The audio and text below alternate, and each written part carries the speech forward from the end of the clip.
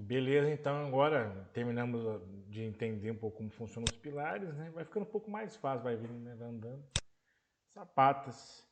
Aqui eu acho importante a gente chegar numa questão, porque a sapata que depende muito de como é que é os dados que a gente tem para da resistência do solo, da profundidade do solo, né? Em que profundidade está a camada de solo mais resistente, tem o tipo de solo, tem arenoso, argiloso, siltoso, às vezes é predominantemente um dos três, geralmente, né? E nisso tem uma relação de resistência do solo. Então, a gente vai usar aqui um índice aqui, ó, e isso aqui é, inclusive, do pessoal do canal da engenharia que eu desenvolvi essa planilha, né? A partir do que eles falam lá, né?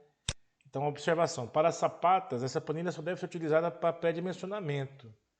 Justamente porque, sendo a capacidade do solo baseado no SPT, o SPT é aquele ensaio de sondagem a percussão, que eu não sei se vocês já tiveram oportunidade de ver, que você coloca em pontos específicos dados do solo para fazer a prospecção, né? E aí ele, por uma estaca de madeira, vai uma constância com um peso específico, por percussão, ele afunda até chegar a um ponto em que ele não, de alguma maneira, ele não vai afundar mais, ele não vai mais, ele vai, pelo número de batidas, ele vai não ceder e aí a gente entende que tem uma aquilo que a gente fala na prática, que é a laje do solo, né? É onde está. E não é necessariamente o leito rochoso, não. Pode ser uma camada de argila ou de sil, mas bem mais compactada. A areia não faz isso, a areia naturalmente não faz isso. Mas, geralmente, e tem muita rocha, ainda não seja exclusivamente rochoso. Então, por isso a gente vai acabar, para dimensionar para vocês, é que esse dimensionamento vai funcionar mais ou menos como um bloco de coroamento.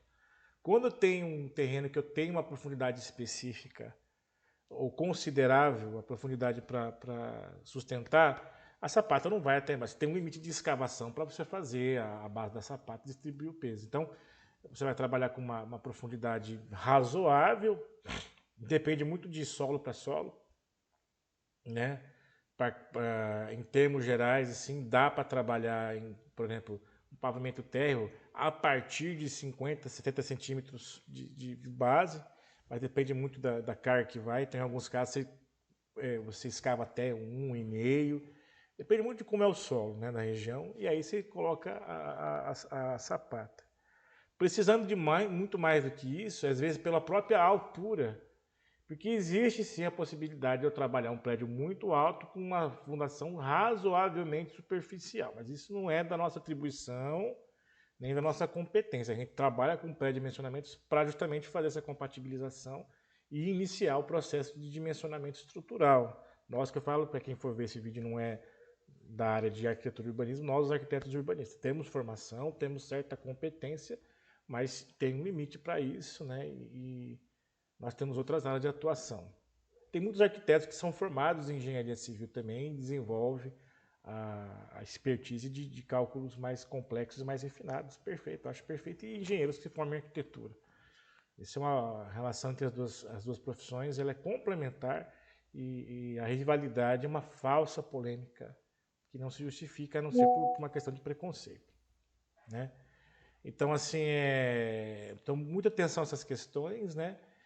Então, o SPT descobre a resistência do solo, de acordo com o seu tipo, através da profundidade, pode ser necessário acrescentar estacas. Então, a gente vai fazer esse measurement para ter umas sapatas, né, que funcionam como uma fundação superficial, como bloco de coroamento, em se dimensionando, providenciar essa sapata num segundo momento. E a sapata a gente só, desculpa, a estaca, né, faz a sapata como se fosse um bloco de coroamento, para partir dela, deixa eu até mostrar aqui um desenho dela.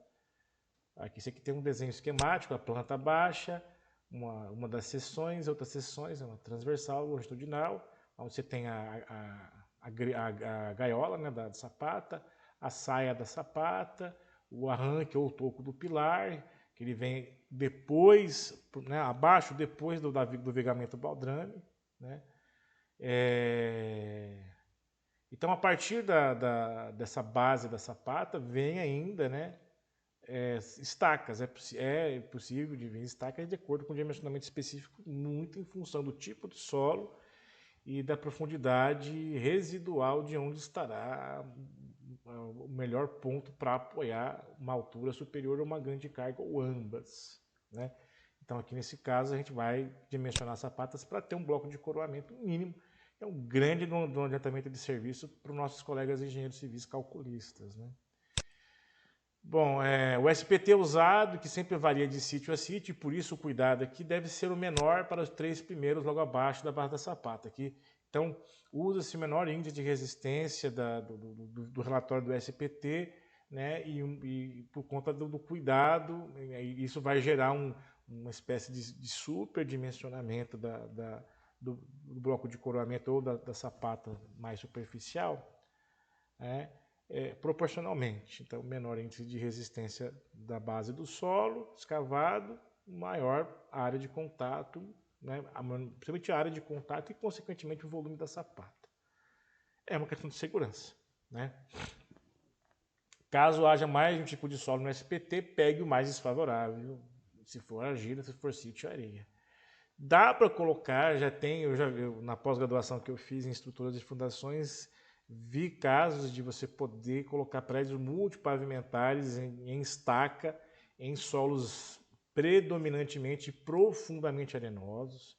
É um cálculo muito delicado, mas em termos gerais, você quase que repete a altura da edificação, né, em estaqueamento até o solo, com as devidas considerações para a carga. O prédio meio que fica equilibrado, aprumado pela compensação, pela carga de vento que ele vai receber em cima, né? Ele tem que ter mais ou menos uma resistência proporcional na ancoragem que se faz, né, naquilo que ele vai girar no solo embaixo. Então isso é feito a profundidade garante isso aí. Muito mais do que a carga de descarregamento das cargas verticalmente falando. E o prédio, como mesma ordem, ele mais fica suscetível à ação do vento, por mínimo que pareça. Né? Quem já foi a Santos sabe como tem um monte de prédio torto em Santos, porque tem essa questão que foi desconsiderada. Mas então, façamos o pré-dimensionamento de sapatas. Beleza, então aqui tem o dado do pré-dimensionamento, gente. Eu estou copiando a seção em X e a seção em Y da tabela de pilares, né? É a mesma seção que condiciona a descarga, né? Então, a coluna D e a coluna C na aba de pilares, né? Eu faço, né, esses pilares, exclamação, que eu estou trazendo da aba de pilares, D3 e C3, e por aí vai. Isso aqui já foi resolvido em função da aba anterior, né? Então tem outros índices aqui que levam em consideração isso aqui, ó, J e K são a sobrecarga que vem das vigas para os pilares e o peso próprio dos pilares, que tudo isso, no final de tudo, a carga da laje, a sobrecarga de outras coisas em cima da laje, né? Aí ela tem que resistir a isso e ao peso próprio dela. Depois disso tudo, manda tudo isso para as vigas, né? Depois a viga tem que resistir a essa sobrecarga e ao peso próprio delas. Aí manda para os pilares, que tem que ter essa sobrecarga toda e ao peso próprio dos próprios pilares. Afinal, tudo isso chega brutalmente nas sapatas, né? Então, ele leva em consideração essa sobrecarga e o peso próprio dos pilares. E eu tenho o peso próprio da própria sapata, aqui. Esse aqui eu gosto de o que é esse SAP, mas são dados que estão vinculados a... Ah, tá. Esse aqui é a camada de admissão de resistência. A gente está usando aqui uma argila siltosa, é um dimensionamento mediano, né? De NSPT dividido por 5, então é um dimensionamento mediano dentro das possibilidades. De argila pura por 4 e a argila arenosa 7,5, por exemplo. Tem outros fatores aqui. Que aqui eu estou, por exemplo, argila pura, argila siltosa, argila arenosa, mas tem silt argiloso, silt arenoso, areia siltosa, areia argilosa, e depende de como é feito. Porque no SPT não é só feito o teste de compactação, mas também a estratificação do tipo de solo pela profundidade, né, que você vai encontrando. Essas definições são medianas, não são nem as mais leves, nem as mais brutas. Por isso que a gente vai acabar trabalhando um bloco, vai funcionar afinal como um bloco de coroamento. Aí aqui, ó, o B' e o AB em relação às dimensões da base, do lado maior e do lado menor da base da sapata. Isso aqui é uma altura da sapata, isso aqui tudo leva em consideração a seção em X, a seção em Y e a relação do solo, da integração solo-estrutura. E aí um dos lados influencia no dimensionamento do outro lado. Tudo isso em função do lado. A altura total da sapata é levada em consideração também o índice de admissão do solo, a integração solo-estrutura com a seção em Y. Beleza. Aí a altura da saia, também tem uma fórmula aplicada, ponto 15. O volume da sapata final, isso é uma coisa bem importante para a quantificação, né? E em função do volume da sapata, há um volume de área de aço produzida. Não à toa, a gaiola da sapata fica na parte mais inferior da sapata, justamente que é a que vai receber a maior compressão da resistência do solo, em algum momento, com a resistência do final da estrutura. Então é nesse ponto final que vai ficar o maior ponto de tensão ruptura, né, de carga de punção, né, na sapata. Então a CA50, então para a primeira sapata aqui, ó, eu tenho 29 quilos. Aqui eu usei uma fórmula muito parecida com a que vocês viram para pilar, mas aqui eu não usei a área da seção em centímetro quadrado. Aqui eu usei o peso da seção por metro quadrado.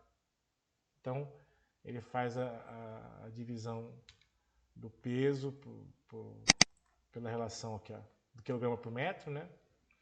E aí ele chega para mim, tanto aí eu usei em CA50, né? Fundação com 6.3, 8 milímetros, 10, 12,5 e 20. Olha, naturalmente, está marcado aqui, como a carga é violenta, olha aqui, é o modelo da gaiola da base da sapata, né? Aqui é a grande questão. Então aqui eu tenho que ter essa preocupação com a punção e com a resistência do solo para que a sapata não rompa e o pilar vá direto para o solo e eu tenho recalque diferencial ou geral, né? Então essa sapata realmente segura nesse ponto específico, no final da estrutura. E calculando, ó, isso aqui, ó, é metragem em relação ao peso. Então em relação ao peso eu tenho metragem. Essa primeira sapata eu tenho uma metragem menor com ferro de 20 milímetros, 9,26 metros, né? E em função dessa metragem total em relação ao peso a relação do peso do aço, é que eu venho para a parte dos vergalhões. Ó, os vergalhões dispostos na superfície da seção das sapatas, né? Aí é comprimento real B e tem AB. O B é o lado menor e o AB é o lado maior. Esse comprimento real, vamos dar uma olhada aqui, ó. Em B está 1.3 acabado com concreto, B'. E aqui está 1.9. Por quê? Porque eu preciso de um espaço mínimo de recobrimento do concreto, em torno de 2,5 a 5 centímetros. Então, na verdade, o tamanho da armadura, a área que eu vou disponibilizar a armadura nos dois sentidos da gaiola, realmente não é 1,30 m, mas é 1,09 m. E no caso aqui do lado maior, a B, que é 1,45, é 1,21. Né? Aqui a barra por espaço da armadura em B. Então eu tenho 6 barras, né, em 1,29 m e o total 7,25, né? Mesma coisa aqui. Aí ele faz uma divisão aqui, arredondar para cima. Ele pega aqui ao lado maior, eu fiz a compensação do lado, dividir, tá, beleza. E aqui, tá lá. 6 barras vezes o tamanho, então eu tenho total, as 6 barras vão dar 7,25 m, né? Fazendo essa somatória, essa disposição tanto no lado menor quanto no lado maior, vocês vejam bem, eu tenho o cálculo me dá um quilograma mínimo para eu usar de aço CA50 para poder aguentar a punção, né? Eu aplico as fórmulas aqui e chego, tem que buscar um menor comprimento, né, em função, obviamente, da maior bitola, justamente porque eu vou com um menor comprimento, eu divido isso em números menores de barras em função da geometria que eu tenho na base da sapata para trabalhar. Então, no lado menor tenho até 7,25 m e no lado maior até 7,59 m. Somando, dá 14 metros e 84 centímetros, 15 metros. É muito maior do que, 9 metros, do que os 10 metros que estavam dispostos pelo dimensionamento mínimo. Sempre a geometria vai acabar de resolver aquilo que o cálculo define minimamente, né, com segurança. Então a geometria e a execuibilidade do projeto define o número de vergalhões nos sentidos cruzados dentro da sapata. E aí são os arranjos, tanto para o lado menor quanto para o lado maior. No lado menor eu tenho 6 ferros de 1,09 m e no lado maior eu tenho 7 metros de 1,21 m. Arranjados isso aí, depois forma a minha gaiola e eu resolvo a minha sapata. Então aqui está aqui, ó. O espaçamento deles tem que ser menor ou igual a 20 centímetros ou menor ou igual a proteção. Então aqui geralmente eu fiz a divisão para chegar a 6 barras em 1,29 m, que ele vai dar 7,28, dividindo por 20 centímetros até 20 centímetros disso aí, entendeu? E felizmente deu um valor maior. Se tivesse dado um valor menor, eu teria que rever o espaçamento de 20 para um valor menor. Mas geralmente isso aqui acaba acontecendo, isso aqui acrescenta essa margem de segurança aqui, tá? Então as sapatas vão ter base menor, por exemplo aqui, 1,30 m, base maior 1,45 m, a altura da saia 15 centímetros, a altura total da sapata 40, 38, 40, dá para arredondar para 40, né? Tá aqui tá bem quebrado o valor, mas dá para arredondar para 40. Então você veja, é uma sapata, é um sapato mesmo, não é um blocaço de coroamento, é um sapato, mas mesmo numa sapata que é, né, que é um sapatinho assim, dá depois em algum momento para eu puxar as estacas para a integração do solo final. Mas isso nossos queridos colegas engenheiros, depois que a gente passar para eles esse pré-dimensionamento já bem elaborado, a gente consegue resolver. E é isso. É o que a gente tem que fazer a princípio. Vocês estão aprendendo muita coisa que vocês, né, tem é o tempo para concatenar esses conhecimentos e chegar até onde cada um quer, né? Mas em algum momento, eu garanto que em algum momento da carreira de vocês vão precisar sim ter essas considerações. Enfim, agora estou mandando para vocês a playlist, estou mandando a planilha e espero que amanhã a gente consiga sentar para dar esses encaminhamentos para o projeto estrutural. Um grande abraço, boa noite e vamos que vamos.